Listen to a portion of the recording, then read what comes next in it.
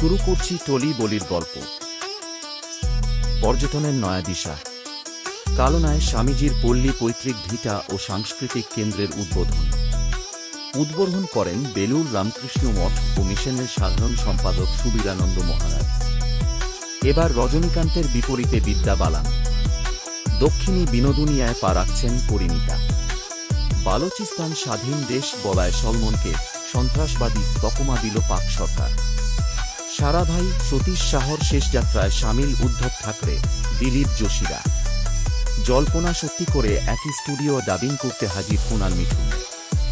দেখা কি হলো দুজনের? তারাসুন্দরী বহুমুখী অভিনেত্রী হয়েও অবহেলিত প্রথম নাট্য প্রযোজনা নিয়ে মুখ খুললেন গার্গিলোভ লালসা। ক্ষমতার ক্ষুধা কতটা সর্বনেশে। রূপকথার মোড়কে এল আজকের আলাদিন। জাপানের নিপ্পন সংস্কৃতিতে মিশবে বাংলার নাটুয়া। পুজোর অনুষ্ঠানে সামিল পুরুলিয়ার চা শিল্পী। জনপ্রিয় ইউটিউবার ভুবন এবার সেলুলয়েডে। ফাঁস করলেন প্রযোজক করণ জোহর। জ্যামে দীর্ঘক্ষণ আটকে গাড়ি, দ্রুত শুটিংয়ে পৌঁছতে আমজনতার বাইকে সওয়ার সলমন।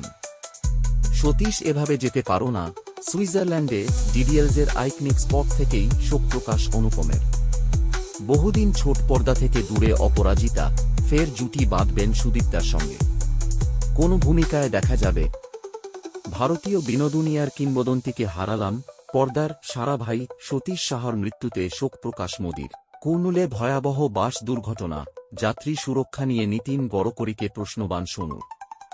ছবি দেখে প্রেমে পড়ি। মিস ক্যালকাটা অপর্ণা সেনের জন্মদিনে কলম ধরলেন অনিরুদ্ধ রায়চৌধুরী। অভিশপ্ত অক্টোবর। এক সপ্তাহে বলিউডের দুই কমেডি কিং সতীশ আসরানীকে হারিয়ে শোকাচ্ছন্ন নেট ভুবন। সাইয়ারার সাফল্যের পর ফের পর্দায় অনিক।